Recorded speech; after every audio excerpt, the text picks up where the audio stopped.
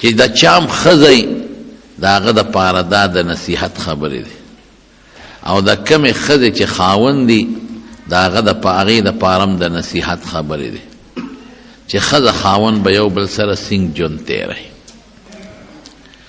زمانونو د رسول الله مبارک یو حدیث دی، بس هغې ته ګوره اوس. نبی علیہ السلام د خاوند متعلق فرمائی وی خیرکم خیرکم لأهله. خلق وی پلان کې ښه سړی دی، پلان کې سړی ډېر ښه سړی، ډېر زبردست سړی. نه د حضور پاک مبارک نه تپوس کو چې ښه سړی څوک دی. رسول الله مبارک فرمائی خیرکم، پتاسو ټولو کې غوره سړی، پتاسو ټولو کې ښه سړی. خیرکم لأهله چې خپل کور ښځې بچو سره ښي. هلکه خبرې مه کوئ، پرېږدئ. چې کوم سړی په خپل کور کې خپلې ښځې سره او بچو سره ښي، دا په تاسو کې ښه سړی دی. بارخوار سړی ښي، یار دوست سره ښه ژوند تېروي. چکرې چې کور خفه شي، یار دوست ته ویده چې ځو مري ته. چې کور خفه شي، یار دوست ته ویده چې ځو چې مړه چکر ولګو. نو بارخوار سړی ښه سړی دی. او چې کور ته راننوځي نو زمرۍ یې د بریتو نه نیولي، ښځې ته غوسه. نو حضور پاک فرمایي خیرکم، تاسو ټولو کې ښه سړی او بهترین هغه دی خیرکم لأهله چې خپلې ښځې بچو سره ښي.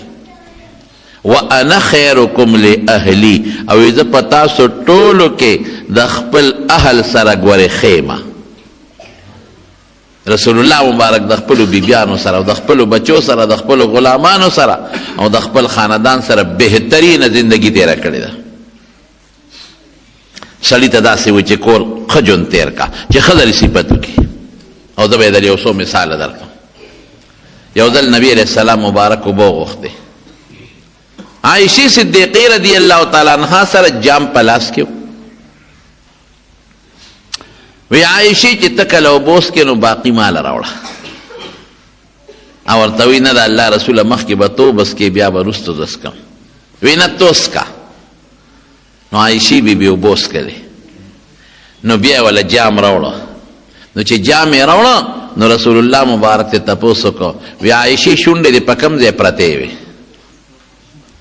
نو عائشې بیبي ورته ګوته ونیوه، وی صاحب په دقه ځای مې شونډې پرتې وې، دقه ځای مې شونډې پرتې وې.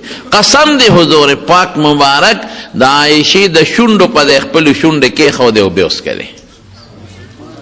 اوس یو سړی ښځې سره دومره مینه کوي او د خپلې بیبي سره دونه محبت کوي چې د هغې شونډې په کوم ځای لګېدلې او ته به هم په دقه ځای د شونډې اکدم دا ښځه به ترې قربانېږي او که نه به قربانېږي.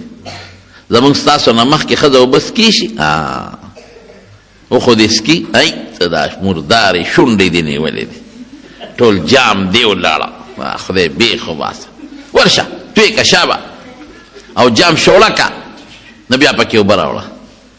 دا د شریعت خلاف خبرې دي. ښځه څه وینځه خو نه ده، ښځه د سړي څه نوکره خو نه ده، خو چې ته سینګ د الله بنده ده هم د خدای بندګۍ ده. ته چې سینګ په دې خفه کېږي چې زما دې څوک بېعزتي وکړي، الله هم په دې خفه کېږي چې ته د ښځې بېعزتي وکړې. نو حضور پاک فرمایي چې بهترین سړی هغه دی چې هغه د خپل اهل و عیال سره ښي. او زه تاسو کې په دې صفت موصوف یم، زه د خپل اهل و عیال سره او د خپل کور د خلکو سره ښیمه، بهترین یم. خیر معنی بهترین. او په شمایل ترمذی کې راځي چې رسول الله صلی الله علیه وسلم په خپل جون کې ما ضرب امرأة ولا خادما قط، نه بیبي له ډب ورکړی دی، نه غلام او نوکر او خادم له ډب ورکړی دی په خپله زندګۍ کې. او که ته وایې دا دومره ښه اخلاق، قسم دی د ټولو دنیا د خلکو اخلاق یو ځای کا، که د رسول الله مبارک د یوې بیبي په اخلاقو کې د خپې دوړې ته رسېږي. دا ولې؟ دا ژوند یې ښکلی تېراو. په زور او په والو ښځه نشي تابع کولی، په مینه به ښځه تابع کې، په محبت به ښځه تابع کې. زمونږ د دارالعلوم دیوبند یو ډېر لوی عالم، یو ډېر لوی مفسر مولانا احمد علی لاہوری رحمت الله علیه دوی سړی تیر شوی دی په خپل قصه کوي وی هغه وختو چې د په دارالعلوم دیوبند کې هم طالب وما د مور او پلار سیکانو دی خدای مسلمان کا نو په د دیوبند د کلی نوم دی د دیوبند په دې کلی کې یو سیټو مالدار سړی و خو سیټ نیک سړی و لور یې پیغله شوې وه د سیټ لور پیغله شوه نو د لور هم دا خواهش و چې یو عالم سره نکاح وکړم او د سیټ صاحب هم دا خواهش و چې زه دا خپله لور یو عالم له په نکاح کوم یو بل سره مشوره وکړه چې زما د لور هم خواهش دی زما هم خواهش دی او دا لور چې یو عالم له په نکاح کوم نو چا ورته وی چې عالم ګورې نو خو دغه دارالعلوم دیوبند دی علما خو هغوی ته معلوم دي هلته ورشه نو محتمم صاحب ته ووایه نو لور له به دی چې ته یو ښکلی عالم وګوري دا به ډېره ښه ده نو سیټ صاحب شو انا لله و انا الیه راجعون ټول ووایه بجلی چې لاړه شي یا تکلیف راشي در انا لله وایه نو که په دې مدرسه کې داسې یو نیک غوندې عالمي نوجوان نو ما ته وښایه چې دا لور ور په نکاح کوم یاره په دې لار راتلم په دې چمن کې مې یو هلک ولید او مې خوښ شو که هغه واده نی کړی او د هغه خواهشي نو لاول مې اخوښ دی او که بالفرض د هغه زړه نه کېږي یا واده کړي بل به راله وګورئ محتمم صاحب هوښیار و هغه وی ودرېږه راده د خوښې دا به لاول وګورو هغه پسې هلک ولېږه راویې غوښته مولانا احمد علي لاهوري وی زومه وی ما ته محتمم صاحب وی چې دا سیټ صاحب دی زمونږ د دې کلي د دې دیوبند دیم نیک سړی دی لور هم نیکه ده د دواړو دا خواهش دی چې یو عالم سره دا لور په نکاح شي نو تا باندې راتېر شو ته خوښ شوې څنګه دې خیال دی واده دې کړی دی ما وی چې نه نو څنګه دې خیال دی نو ما وی چې یاره زه خو غریب سړی ما زما خو مور او پلار سیکان دي او زه مسلمان شوم هغوی د کور هم شړلې ما زما څه دي او دا خو د سیټ صاحب لور ده دا به ما سره ګزاره څنګه کوي وی سیټ صاحب وی چې زما لور هوښیاره ده او دینداره ده ابه تا سره په سپوره ډوډۍ هم ګزاره کوي خو ستا خوښه یې ډېره ښه ده خوښه مې ده په پلان کې ورځ به موږ راځو نکاح به تړو مولانا احمد علي لاهوري صاحب وایي چې هغه ورځ شو د نکاح د تړلو وی زما یو جوړه وه دویمه نه وه نو ملګرو ما ته وی چې دا جامې دي خیرنې دي او مهرباني وکړه زمونږ واچوه خو زه په دې پوه شوم چې د دې ملګرو جامې په ما برابر نه دي په دې کې وبدي ښکارم د چا غټې دي د چا لنډې دي مشوره یې دا راکړه طالبان هم زمونږ یو بل سره خوش طبیعتۍ ډېرې کوي وی چې غسلخانې ته ننوځه او اوبه هم لامبې سرسونت به وکړې جامې به برابر کې او بیا به لنګ ووې او بار به روځي جامې دې نه چوڼ کا او بس نور ته به یې واچې او بس اوبې بادې او بس اوچې بشي وابچې ما چېره دا خبره ټیک ده وی غسلخانې ته ننوتم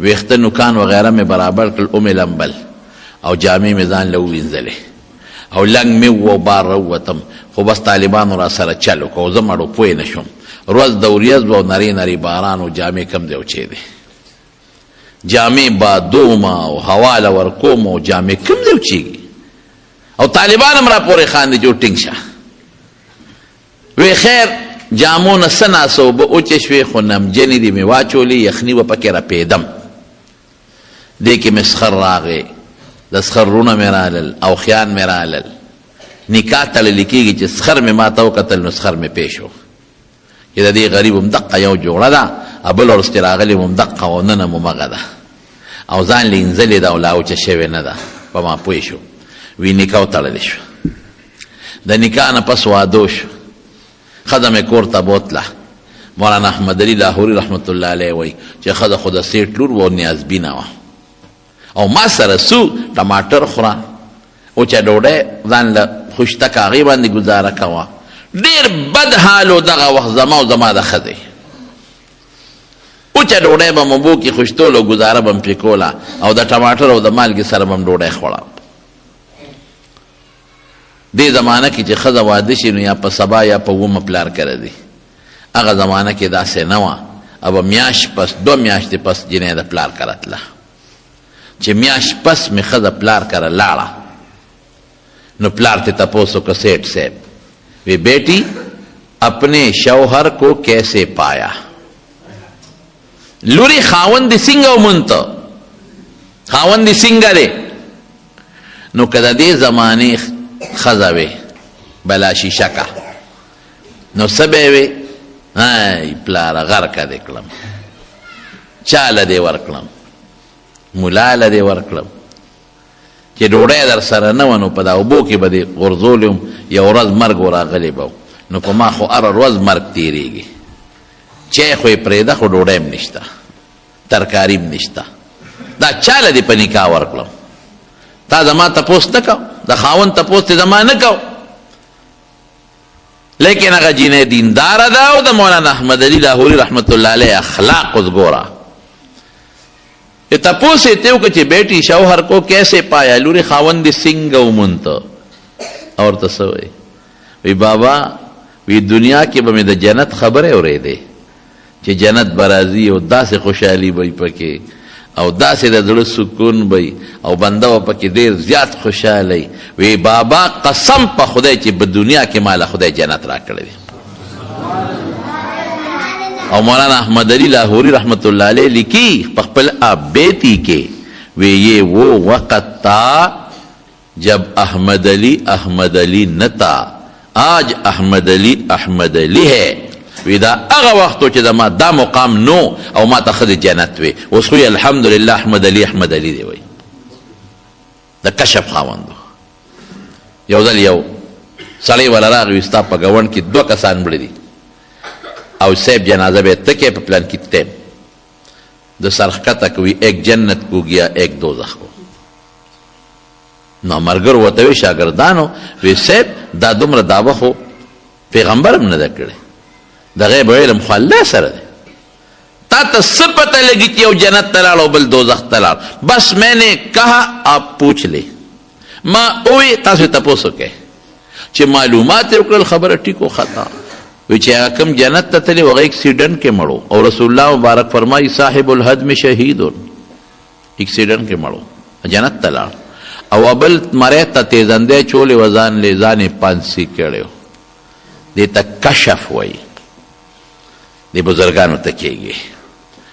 یو ځل یو سیټ ورپسې راغی وی صاحب جومات مې جوړ کړی دی، لومبې مونځ به پکې تکې، افتتاح به تکې. مولانا احمد علی لاہوری رحمت اللہ علیہ ډیره ښه ده چې لاړ او په جومات یې قدم کېښود. وی کاش بہت اچھا مسجد ہے، بہت بہترین، کافی خرچہ کیا ہے اس مسجد پر، بہت خوبصورت، لیکن کاش کے حرام پیسوں پر نہ بنا ہوتا. ډیر خشته خوبصورت جومات دی خو افسوس چې په حرامو نه وی جوړ نه ښه به وه. ناصر ته چا وی ټنګ یې درکړه که نه؟ همدغسې ښې درته یې واوروله چې په حرامو دې جوړ کړی دی که نه؟ سیټ وی ټیک وایي، یو ما ته پته ده یو الله ته پته ده، نه زما ښځې ته پته شته نه بچو ته، دا ما د سود په پیسو جوړ کړی دی. دې ته کشف وایي. نو مولانا احمد علی لاہوری وی چې کم وخت زما ښځې وی چې جنت خدای را کړی دی، وی په دې مقام نوم چې دا اوس خدای کم مقام را کړی دی. نو دا ولې ښځه د خاوند صفت کوي؟